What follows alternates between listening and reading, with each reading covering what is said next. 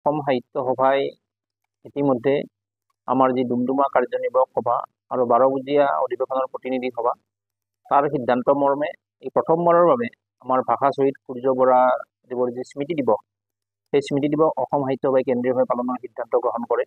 আৰু সেই দিৱস উপলক্ষে আমি ভাষা শ্বহীদ সূৰ্য বৰা সন্মান আমি অসম সাহিত্য সভাৰ প্ৰদানৰ সিদ্ধান্ত গ্ৰহণ কৰিছিলোঁ। ইতিমধ্যে আমি এই যিটো আমি ভাষা শ্বহীদ সূৰ্য বৰা সন্মান আমি দিয়াৰ আমি প্ৰয়াস কৰিছোঁ।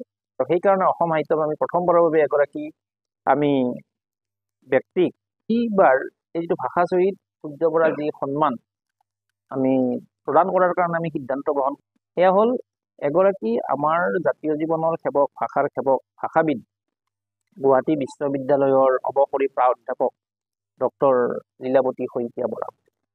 ডক্টৰ লীলাৱতী শইকীয়া বৰা বাইদেউ আমাৰ নগাঁও জিলাৰ চলচলি অঞ্চলত তেখেতে জন্মগ্ৰহণ কৰিছিল। গতিকে তাৰ পৰাই তেখেতৰ যাত্ৰা আৰম্ভ হৈছিল আৰু গোটেই বিদ্যালয়ৰ শিক্ষা, মহাবিদ্যালয়ৰ শিক্ষা তেখেতে নগাঁওতে থাকি কৰিছিলে। তাৰপিছত তেখেতে ক্ৰমে গুৱাহাটী বিশ্ববিদ্যালয়ৰ পৰা অসমীয়া বিভাগৰ ভাষা বিষয়ত তেখেতে স্নাতকোত্তৰ ডিগ্ৰী লাভ কৰিছিল। মানে প্ৰথম শ্ৰেণীৰ প্ৰথম হৈ স্বৰ্ণ পদক অৰ্জন কৰি তেখেতে ভাষা বিষয়ত ডিগ্ৰী লাভ কৰিছিল। তাৰপিছত তেখেতে গৱেষণা কৰিছিল তেখেতে মাধৱ কন্দলী ৰামায়ণৰ ভাষাৰ ওপৰত। এয়াও তেখেতৰ বাবে এটা ইতিহাস। গতিকে ডক্টৰ লীলাৱতী শইকীয়া বৰা বাইদেউ অসমীয়া ভাষাৰ ওপৰত গৱেষণা কৰি ডক্টৰেট ডিগ্ৰী পোৱা প্ৰথমগৰাকী মহিলা। আৰু গোটেই জীৱনটো তেখেতে ভাষাৰ সাধনা কৰিছে, ভাষাৰ সেৱা কৰিছে।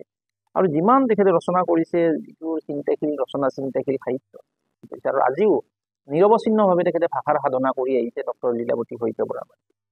গতিকে এনেকুৱা এগৰাকী ভাষাবিদক আমি অসম সাহিত্য সভাই প্ৰথমবাৰৰ কাৰণে ভাষা শ্বহীদ সূৰ্য বৰা আমি সন্মান প্ৰদানৰ কথা আমি ভাবিছোঁ। অহা 8 জুলাই তাৰিখে আমাৰ যিখন আমাৰ অসমীয়া ভাষাৰ যি আমাৰ ভাষা আন্দোলন, যিখন আলোচনা সভা আৰু আমাৰ এই বঁটা প্ৰদান অনুষ্ঠান, তাত আমি কাৰ্যসূচীত আমি তেখেতক এই বঁটা প্ৰদান কৰি অসম সাহিত্য সভাই ইতিমধ্যে আমাৰ যি ডুমডুমা কাৰ্যনিৰ্বাহক সভা আৰু 12 অধিৱেশনৰ প্ৰতিনিধি সভা তাৰ সিদ্ধান্ত মৰ্মে এই প্ৰথমবাৰৰ বাবে আমাৰ ভাষা শ্বহীদ সূৰ্য বৰা দেৱৰ যি স্মৃতি দিৱস, সেই স্মৃতি দিৱস অসম সাহিত্য সভাই কেন্দ্ৰীয়ভাৱে পালনৰ সিদ্ধান্ত গ্ৰহণ কৰে।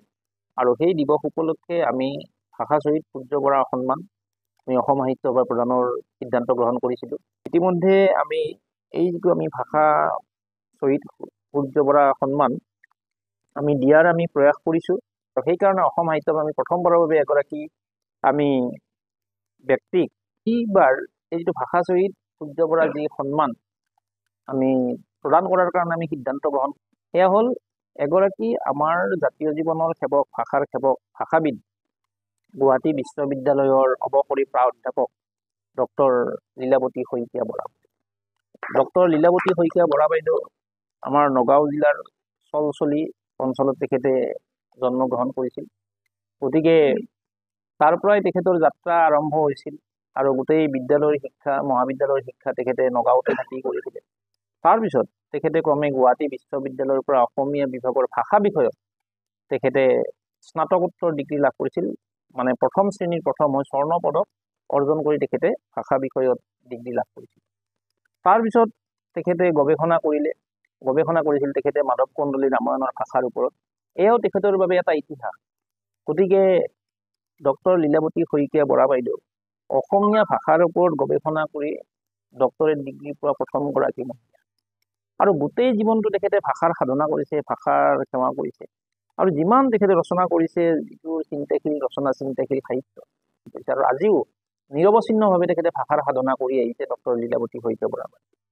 গতিকে এনেকুৱা এগৰাকী ভাষাবিদক আমি অসম সাহিত্য সভাই প্ৰথমবাৰৰ কাৰণে ভাষা শ্বহীদ সূৰ্য বৰা আমি সন্মান প্ৰদানৰ কথা আমি ভাবিছোঁ। অহা 8 জুলাই তাৰিখে আমাৰ যিখন আমাৰ অসমীয়া ভাষাৰ যি আমাৰ ভাষা আন্দোলন, যিখন আলোচনা সভা আৰু আমাৰ এই বঁটা প্ৰদান অনুষ্ঠান, তাত আমি কাৰ্যসূচীত আমি তেখেতক এই বঁটা প্ৰদান কৰি